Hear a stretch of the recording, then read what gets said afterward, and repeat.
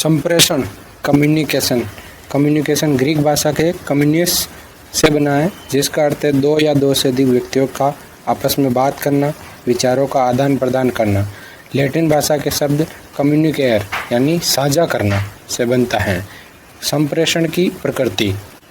संप्रेषण की प्रकृति यह एक उद्देश्यपूर्ण प्रक्रिया है, गतिशील है, परिवर्तनशील है, अंतहीन है, सार्वभौमिक प्रक्रिया है, द्विवायी प्रक्रिया है। इसमें सेंडर और रिसीवर दो होते हैं कम से कम। अविराम यानी रोकने वाली नहीं होती है। अनुत्क्रमणीय यानी एक बार भेजने के बाद वापस नहीं ले सकते। यह संप्रेषण की प्रकृति होती है। संप्रेषण प्रक्रिया के तत्व। संप्रेषण प्रक्रिया में प्रेषक होता है, सेंडर, संकेतीकरण एनकोडिंग होती है, संदेश होता है, माध्यम होता है, संकेतार्थीकरण यानी डिकोडिंग होती है, और संदेश प्राप्ति या प्रतिपुष्टि जिसको फीडबैक कहते हैं ये होता है। ये संप्रेषण प्रक्रिया के तत्व है। प्रेषण, संकेतीकरण, संदेश, माध्यम, संकेतार्थीकरण, संदेश प्राप्ति या प्रतिपुष्टि। संप्रेषण के प्रकार मुख्य रूप से दो प्रकार के होते हैं, शाब्दिक और अशाब्दिक। शाब्दिक में भी दो होते हैं, मौखिक और लिखित। और अशाब्दिक में जैसे वाणी संकेत हाँ, हूँ, ना, चक्षु संकेत या मुद्राएं, और स्पर्श संपर्क, ब्रेल लिपि जैसे संप्रेषण की प्रक्रियाएं हैं। इसके अलावा अन्य प्रकार भी है, जैसे औपचारिक और अनौपचारिक। इसके अलावा प्रशासनिक में होते हैं, जैसे उदोगामी, उदरुगामी, क्षैतिज, तिर्यक। उद्देश्य के आधार पर भी इसके प्रकार हो सकते हैं, जैसे एक तो शिक्षा में काम में ले रहे थे शैक्षिक, बाकी लोक हित में ले रहे थे लोक संप्रेषण होगा।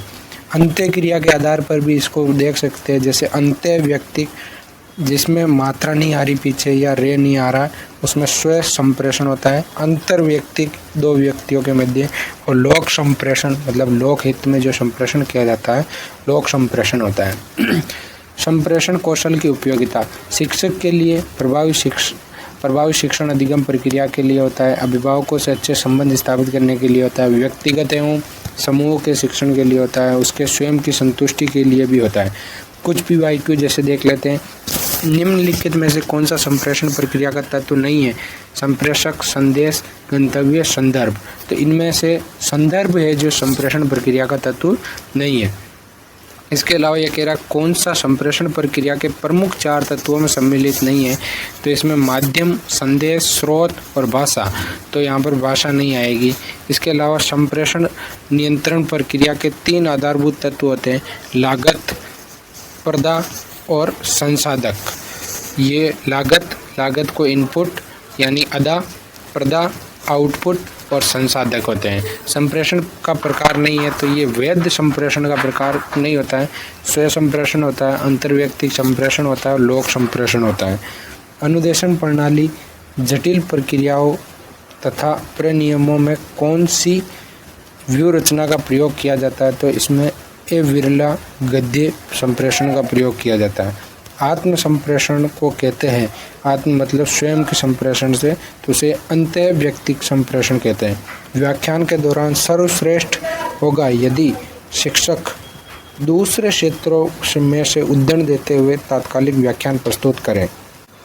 अब यहाँ से ही क्वेश्चन आते हैं संप्रेषण में। इसके अलावा देखते हैं, एक तो परिभाषा के क्वेश्चन बार बार आ रहा है, जैसे एडगर डेल की परिभाषा है, संप्रेषण दूसरों की भावनाओं तथा विचारों को जानने एवं समझने की प्रक्रिया, मतलब भावनाओं तथा विचारों को जानने की प्रक्रिया जो भी आ जाती है वो एडगर डेल की परिभाषा है। इसके अलावा एंडरसन है, लिंगस है, ये परिभाषाएं, इनसे क्वेश्चन बनते भी है तो हल हो जाएंगे। जैसे संप्रेषण के कार्य क्या है? तो सूचना प्रदान करना, सूचना प्रसारित करना, निर्देश देना, आदेश देना, कमांड। इसके अलावा समन्वय, विश्वास जागृत करना, अभिप्रेरित करना, ये संप्रेषण होता है।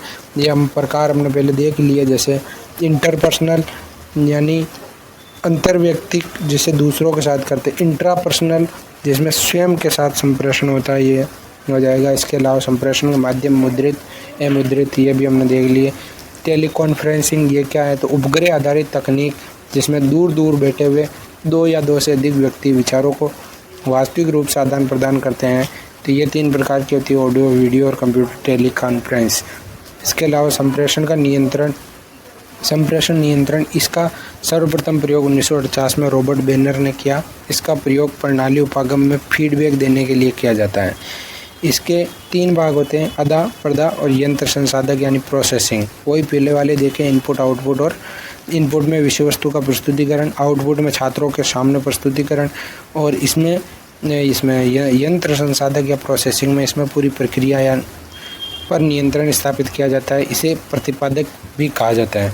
संप्रेषण में एक किस का नियम है, हर्बर्ट ने, ये ध्यान रख लेना थोड़ा बहुत। संप्रेषण की नवीन तकनीकें, ये fax, email, SMS, WhatsApp, Twitter, Instagram, ये सभी इसकी है।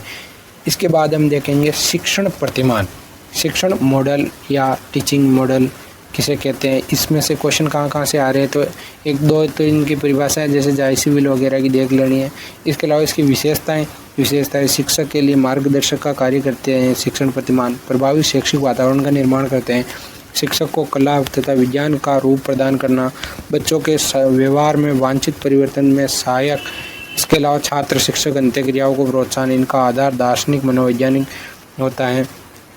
इसके अलावा और क्या कार्य है, निर्देशन देना, मूल्यांकन करना, पाठ्यक्रम का निर्माण करना, शिक्षण में सुधार करना, इनमें भी शिक्षण प्रतिमानों का विशेष महत्व होता है।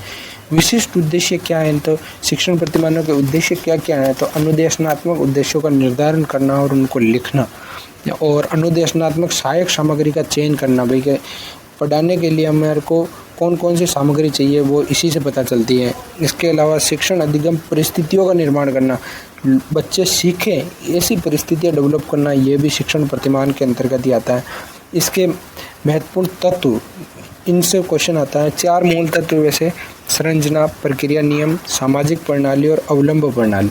इसके अलावा इनसे पहले देखें तो लक्ष्य या उद्देश्य आ जाता है, बाद लास्ट में देखें तो मूल्यांकन या आधार व्यवस्था आ जाती है। इसकी संरचना से ही क्वेश्चन पूछा जाता है, इसकी मूल तत्वों से। इसमें संरचना दूसरे नंबर वाला, मतलब संरचना, प्रतिक्रिया, नियम, सामाजिक प्रणाली और अवलंब प्रणाली। अवलंब प्रणाली को हम सहायक प्रणाली भी कहते हैं। यहाँ से क्रम में जमाने में क्वेश्चन आता है, तो पहला आ जाएगा उद्देश्य, जिसको लक्ष्य बिंदु, केंद्र बिंदु या प्रथम बिंदु कुछ भी कह सकते हैं। संरचना इसके अंतर्गत विषय वस्तु का प्रस्तुतिकरण तथा शिक्षण अधिगम परिस्थितियों की व्यवस्था आती है। इसके बाद प्रतिक्रिया नियम, इसके बाद सामाजिक प्रणाली में वो आ जाएंगे जैसे शिक्षक और छात्र के मध्य होने वाली अंत्यक्रिया, कैसा संबंध है, वो सामाजिक प्रणाली। अवलंब प्रणाली में सहायक सामग्री आ जाती है, एक मतलब ये समझो शिक्षक जिन साधनों की सहायता से शिक्षण कराता है वो अवलंब प्रणाली में आते हैं, शामपट, चार्ट, सहायक सामग्री आदि। आधार व्यवस्था, मूल्यांकन, ये अब आधार व्यवस्था या मूल्यांकन लक्ष्य उद्देश्यों की प्राप्ति की जाँच की जाती है। शिक्षण प्रतिमानों के प्रकार, यहाँ से वैसे क्वेश्चन बहुत कम आ रहा है लेकिन फिर भी एक बार देख लेते हैं। ऐतिहासिक प्रकार, ऐतिहासिक में वही पुरानी वाली प्रश्नोत्तर सुकरात द्वारा, परंपरागत मानवीय ब्राउडी, व्यक्तिगत फम्बस आदि ये देख लेने। मनोवैज्ञानिक में भी देख लेनी थोड़ी बहुत, यहाँ से भी क्वेश्चन नहीं है। इसके अलावा अध्यापक शिक्षा प्रशिक्षण, इसमें टाबा, टर्नर इनके नाम से ही हैं, तो ये भी देख लेने। अब आता है आधुनिक शिक्षण प्रतिमान, ये दिया है जायसी एवं विल ने, और ये सबसे मान्य परिवार है शिक्षण प्रतिमानों में, सबसे मान्य परिवार है, इसको हमारे को ध्यान रखना है। इसमें पहला है जैसे सामाजिक अंत्यक्रिया प्रतिमान, उसके बाद व्यक्तिगत स्रोत वाले प्रतिमान, और उसके बाद सूचना प्रक्रिया और व्यवहार परिमार्जन वाले प्रतिमान। इनको हम विशेष ध्यान रखेंगे। और इसमें जो डिवाइडेशन कर रखा है जैसे आधुनिक शिक्षण प्रतिमान में, उनको हमारे को देखना है। जैसे सामाजिक अंत्यक्रिया प्रतिमान जीन पियाजे द्वारा दिया गया, इसमें से जो भी ये को समूह जूरिस वाला, सामाजिक पूछताछ वाला, भूमिका निर्वाह और सामाजिक सिमुलेशन, ये सामाजिक अंत्यक्रिया में आ जाएगा। उसके बाद व्यक्तिगत विकास के प्रतिमान कौन कौन से है, तो सृजनात्मकता, ये व्यक्तिगत हो गया। ये निर्देशित, जिसको निर्देश नहीं दे सकते वो व्यक्तिगत हो गया। एक कक्षा सभा शिक्षण, ये भी व्यक्तिगत है। अभिज्ञान प्रतिमान, ये भी व्यक्तिगत है। संप्रत्य भी व्यक्तिगत डेवलप होता है तो व्यक्तिगत हो जाएगा। इसके बाद व्यवहार परिमार्जन हेतु शिक्षण प्रतिमान, ये B.F. स्किनर द्वारा दिए गए। इसके अंतर्गत अभिक्रमित अनुदेशन आते हैं। अभिक्रमित अनुदेशन 3 प्रकार के होते हैं, रेखीय, शाखीय, मैथमेटिक्स। वैसे रेखीय और शाखीय होता है लेकिन एक क्वेश्चन में मैथमेटिक्स भी मान रखा है, इस वजह से ये 3 प्रकार हो गए स्किनर के अनुसार। स्किनर ने दिया एक तो रेखीय, और शाखीय दिया नॉर्मन क्राउडर, मतलब भीड़ उनको हटाने के लिए शाखा में बैठ दो, क्राउडर। मैथमेटिक्स गिलबर्ट ने दिया मैथमेटिक्स। और इसके बाद अभिक्रमित के 5 सिद्धांत और हैं जो देख लो, लघु पदों का सिद्धांत है, सक्रिय सहभागिता, तुरंत पुनर्बलन या आत्म पुनर्बलन, आत्म मूल्यांकन, आत्मगति, ये सभी अभिक्रमित अनुदेशन के 5 सिद्धांत है। लेकिन हमारे को यह ध्यान रखना, अभिक्रमित अनुदेशन 3 प्रकार का, रेखीय, शाखीय और मैथमेटिक्स, इसको ध्यान रखना। अब इसके बाद सूचना प्रक्रिया प्रतिमान, इसको विशेष याद करना है। पहले इनके मेन याद कर लेते हैं, फिर बाद में देखते हैं। देखो, अग्रिम प्रगति यानी एडवांस संगठनात्मक प्रतिमान, डेविड आशुबेल। आंसू आ गए तो एडवांस निकल गया, तब जाके उसके आंसू निकल आया कि मैं एडवांस चला गया। और इसके बाद संप्रत्यय या निष्पत्ति, इसको ब्रूनर ने दिया। और प्रच्छा प्रशिक्षण, ये रिचर्ड सचमैन, प्रच्छा प्रशिक्षण सचमैन। और इसके अलावा एक और है, जैसे जैविक विज्ञान प्रच्छा, जीव आ गया तो सेन करने वाला सक्वाब, जैविक विज्ञान प्रच्छा प्रतिमान सक्वाब, और प्रच्छा प्रशिक्षण प्रतिमान सचमैन, रिचर्ड सचमैन, इसको सकमैन भी लिखा होता है कहीं। एक ये ध्यान रखना, आगमन शिक्षण प्रतिमान, हिल्डा वेटाबा। इसके बाद विकासात्मक प्रतिमान, जीन पियाजे, और स्मृति मॉडल, जेरी ल्यूक्स। ये विषय ज़्यादा इंपॉर्टेंट नहीं है, 4-5 आपको विषय ध्यान रखने, इसके मिलान में पूछते हैं। इसके बाद देखते हैं अग्रिम संगठनात्मक प्रतिमान यानी एडवांस संगठनात्मक प्रतिमान में क्या क्या विशेषताएं हैं। तो ये शाब्दिक अधिगम पर आधारित हैं। इसमें विषय वस्तु को बालक के पूर्व ज्ञान से जोड़कर प्रस्तुत किया जाता है। ये सामान्य से विशिष्ट की ओर चलता है, उदाहरण से नियम की ओर चलता है।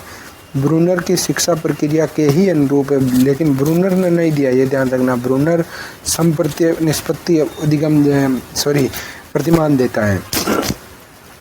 इसके बाद देखना, ये शाब्दिक अधिगम पर आधारित है और अमूर्त संप्रत्ययों पर आधारित है, इसको विशेष ध्यान रखना। अब इसके मतलब मूल तत्व कौन कौन से, तो केंद्र बिंदु, वाक्य संरचना जिसको सिंटैक्स कहते हैं, और उसके बाद ये 2 विशेष ध्यान रखना, सामाजिक प्रणाली और सहायक प्रणाली। इस सामाजिक प्रणाली के बाद ही सहायक प्रणाली आएगी। पहले छात्रों और शिक्षकों के मध्य संबंध स्थापित होगा, फिर बाद में सहायक सामग्रियाँ लाई जाएगी। तो इसके और उसके बाद प्रयोग के अंदर मौखिक सामग्री वगैरह यूज में ली जाती है। फिर बाद में आप देख लो, जैसे वो अपना मूल्यांकन वगैरह वो आ जाएंगे। इसके बाद देखते हैं संप्रत्यय निष्पत्ति उपलब्धि पर प्रतिमान, ये जे.एस. ब्रूनर द्वारा दिया गया। इसमें सहयोगी गुड्रो और ऑस्टिन है। इसमें भी वही चीज़ है, उद्देश्य, केंद्र बिंदु, संरचना के बाद सामाजिक प्रणाली और सहायक प्रणाली, संरचना सामाजिक प्रणाली और सहायक प्रणाली। संरचना आएंगी पहली, सिंटैक्स कहते हैं इसको, सामाजिक प्रणाली आएगी, छात्रों और शिक्षक के मध्य संबंध स्थापित हो गए, वो सामाजिक प्रणाली में हो गए। फिर बाद में सहायक सामग्रियाँ लाई जाएगी, और फिर बाद में प्रयोग। इसका प्रयोग विशेष तौर पे भाषा व व्याकरण शिक्षण हेतु किया जाता है, संप्रत्यय या निष्पत्ति उपलब्धि परीक्षण का। उसके बाद देखते हैं प्रच्छा पूछताछ प्रतिमान, ये रिचर्ड सचमैन द्वारा दिया गया। और एक आपने पहले भी देखा, जैविक विज्ञान प्रच्छा प्रतिमान, वो जे.के. सक्वाब द्वारा दिया गया। प्रच्छा पूछताछ प्रतिमान, प्रच्छा या पूछताछ प्रतिमान, ये सकमैन द्वारा दिया गया। सर्वप्रथम इसका प्रयोग भौतिक विज्ञान में किया गया।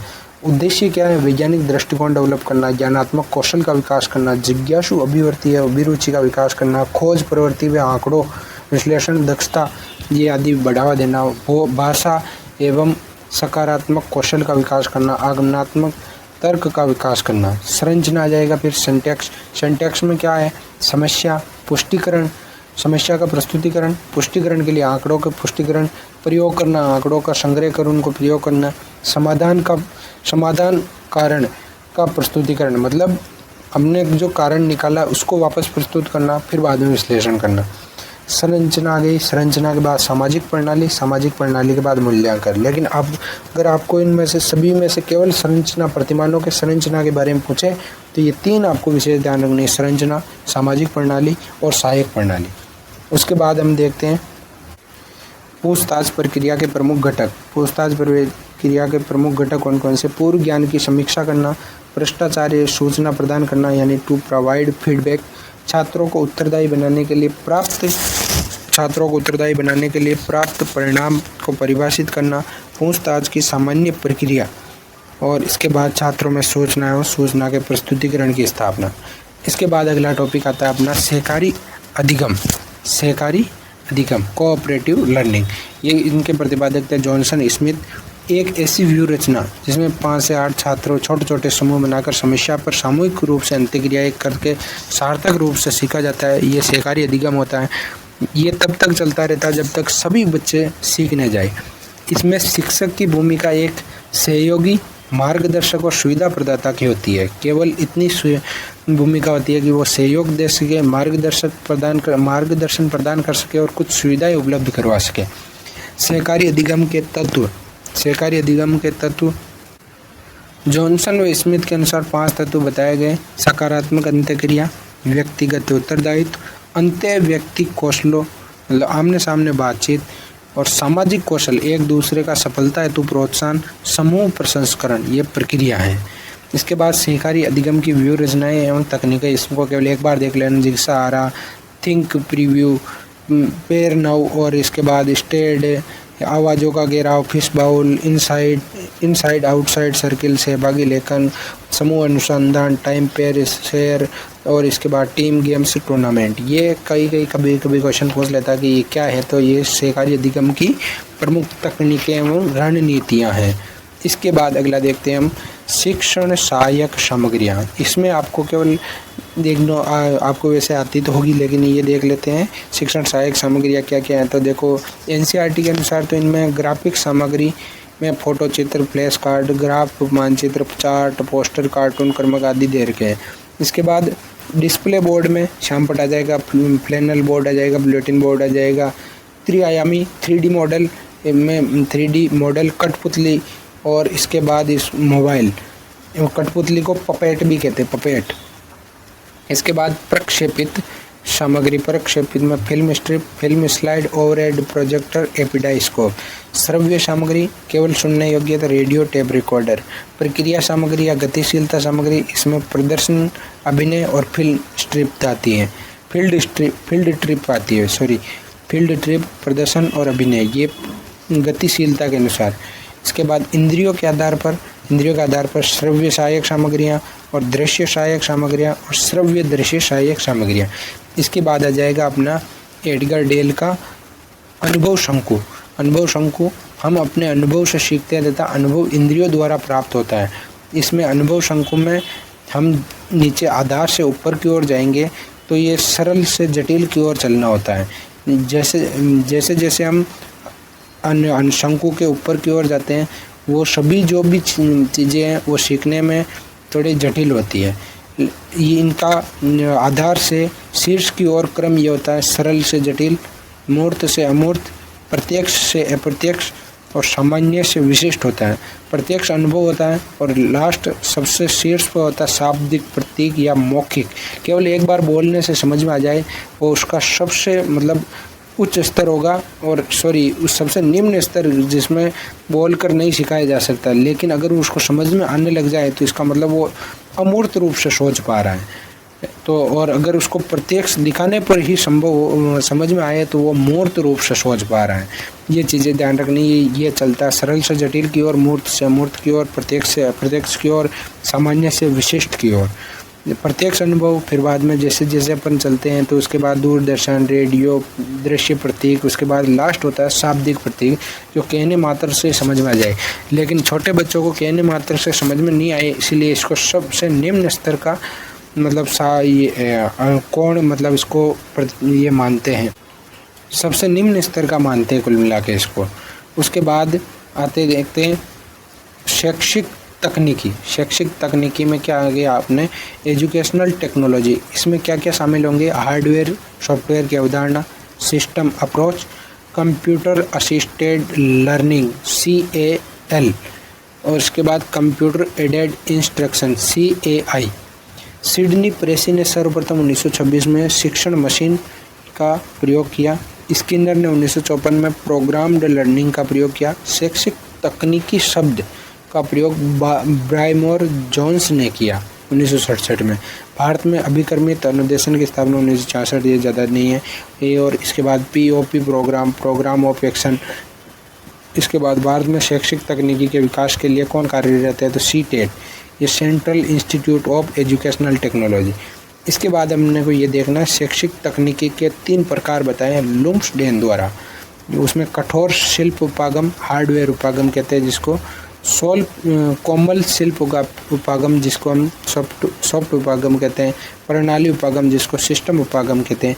ये एजुकेशनल टेक्नोलॉजी के आधार पर, जैसे एजुकेशनल फर्स्ट में आते हैं कठोर शिल्प, उसके बाद एजुकेशनल सेकंड में आएंगे एजुकेशनल टेक्नोलॉजी, सेकंड में आएंगे कोमल शिल्प और एजुकेशनल टेक्नोलॉजी थर्ड में आएंगे प्रणाली उपागम। इसके बाद देखते हैं हार्डवेयर आपको बताया शैक्षिक तकनीकी फर्स्ट में आता है। इसमें ज्ञान संचित करना, ज्ञान का प्रसार करना, ज्ञान का विस्तार करना, ये इनके कार्य हो जाएंगे। जैसे ये मूर्त उपागम है, उत्पादजन्य उपागम है, सेवा क्षेत्र किससे संबंध है इसका। हार्डवेयर उपागम का वर्गीकरण हम कर सकते हैं, जैसे श्रव्य उपागम के आधार पर रेडियो, ट्रांजिस्टर और टेप रिकॉर्डर। दृश्य उपागम प्रोजेक्ट, एपिडास्कोप, फिल्म स्ट्रिप, स्लाइड। दृश्य श्रव्य में film, TV, CCTV, video tape आदि। इसके अलावा सॉफ्टवेयर उपागम में ये शैक्षिक तकनीकी सेकंड में आते हैं। इसके सिल्वरमैन ने इसको सृजनात्मक तकनीकी कहा है। ये मूर्त और अमूर्त दोनों में होते हैं, मुख्यतः अमूर्त में चलता है, लेकिन कुछ जगह मूर्त भी होते हैं। इसमें 3 पक्षों पर बल दिया जाता है, इनपुट आउटपुट प्रोसेस पर। आर्थर मेल्टन ने इसके उदय के लिए स्किनर व व्यवहारवादियों को जिम्मेदार माना है। सॉफ्टवेयर तकनीकी का संबंध अधिगम मनोविज्ञान, व्यवहारिक मनोविज्ञान तथा प्रक्रियाजन्य उपागम से माना जाता है। इसमें मशीन के स्थान पर अधिगम के मनोविज्ञानी सिद्धांत, अभिक्रमित अनुदेशन, शिक्षण विधियाँ, शिक्षण युक्तियाँ, कार्य विश्लेषण, मूल्यांकन आदि आते हैं। सॉफ्टवेयर उपागम भी 3 प्रकार के होते हैं। ग्राफिक्स, प्रक्षेपित 3D है। ग्राफिक्स में चार्ट, ग्राफ, मानचित्र, पोस्टर, पुस्तकें आदि आती है। प्रक्षेपित में जो दीवार पर फेंक कर दिखाया जाता है, स्लाइड, ट्रांसपेरेंसी, चौक, बुलेटिन बोर्ड, सूचना पट। इसके अलावा इस बुलेटिन बोर्ड को ध्यान रखना, ये इधर भी आ सकता है, फिर भी देखते हैं इनको। लेकिन ये बुलेटिन बोर्ड की सूचना बता रहा, बुलेटिन बोर्ड की सूचना ये प्रक्षेपित में आएगी, क्योंकि वहाँ पर चस्पा की जाती है। इसके बाद त्रिआयामी 3D में वास्तविक पदार्थ या मॉडल आते हैं। इसके बाद प्रणाली उपागम, ये शैक्षिक तकनीकी थर्ड के अंतर्गत सम्मिलित होता है। इसमें हार्डवेयर और सॉफ्टवेयर दोनों का मिश्रण होता है। इसे प्रबंधन प्रशिक्षण तकनीकी भी कहा जाता है। प्रतिपादक इसके बगाट है, ये क्वेश्चन आया बगाट पर। अर्थ प्रणाली से अभिप्राय है परस्पर संबंधित, परस्पर निर्भर अवयवों, उपप्रणालियों और स्वचालित व स्वनियंत्रित संरचना से, जो समग्र रूप से कार्य करती है, अपने पूर्व निर्धारित उद्देश्यों, लक्ष्यों और अच्छे ढंग से प्राप्त करने। प्रणाली शाब्दिक अर्थ 4 दीवारी के अंतर्गत है। विशेषताएं क्या है, तो समग्रता पर आधारित है, समस्या केंद्रित उपागम है, विकास सेकेंड वर्ल्ड वार के बाद हुआ, शिक्षा को सक्रिय उत्पादन प्रणाली का स्थान मिलता है, ये गेस्टाल्टवादियों की देन है, उन्हीं पर आधारित है। निश्चित उद्देश्य और लक्ष्य होते हैं। आधार इनका विज्ञान व गणित दोनों है। कार्य प्रणाली विज्ञान व मानविकी पर आधारित है। आधार तो इनका विज्ञान व गणित है, लेकिन कार्य प्रणाली विज्ञान के साथ साथ मानव को सम्मिलित किया गया है। प्रणाली उपागम के मूलभूत तत्व, आधा इनपुट कहा जाता है, प्रक्रिया प्रोसेसिंग, प्रदा आउटपुट और परिवेश यानी वातावरण। आधा इसके अंतर्गत शिक्षक व छात्र के मध्य होने वाली अंत्यक्रिया आती है। इसमें शिक्षक, छात्र, पाठ्यक्रम, अनुदेशन, विषय वस्तु, सामग्री आदि आते हैं। प्रक्रिया के अंतर्गत व्यूह रचनाएं, अनुदेशन, विधियाँ, रणनीतियाँ आती हैं। शिक्षण विधियाँ या मानसिक क्रियाएँ आती है। आउटपुट में परिणाम मूल्यांकन आता है। परिवेश में इसमें संपूर्ण वातावरण आता है जो प्रक्रिया से प्रभावित करता है। विद्यार्थी और अध्यापक का संबंध होता है। भौतिक सुविधाएं, विद्यालय व्यवस्था, अनुशासन, टीचर प्रधानाचार्य संबंध, पुस्तकालय, ये सभी परिवेश या वातावरण में सम्मिलित किए जाते हैं। प्रणाली उपागम के सोपान, इसमें प्रणाली का विश्लेषण, 4 सोपान होते हैं। प्रणाली का विश्लेषण, सिस्टम एनालिसिस, प्रणाली की संरचना, सिंटैक्स तथा डेवलपमेंट, विकास। इसके बाद प्रणाली संचालन एवं मूल्यांकन, इवेल्यूएशन और प्रणाली नियंत्रण। प्रणाली विश्लेषण में ये जीव विज्ञान से लिया गया शब्द है। इसमें प्रणाली के तत्व, कार्यों, विधियों, आवश्यकताओं का आधा प्रदा, प्रक्रिया, परिवेश के संदर्भ में विश्लेषण किया जाता है। प्रणाली संरचना तथा विकास, ये पद संश्लेषण की अवस्था है। प्रणाली के लक्ष्य, उद्देश्यों का निर्धारण, शिक्षण युक्तियों व विधियों का चयन, योजना का निर्माण किया जाता है। प्रणाली संचालन व मूल्यांकन द्वारा इसमें उद्देश्यों की प्राप्ति की जाती है और फीडबैक लिया जाता है। प्रणाली नियंत्रण, इसमें विधियों का निरीक्षण करते हुए उपयोगिता की जांच की जाती है।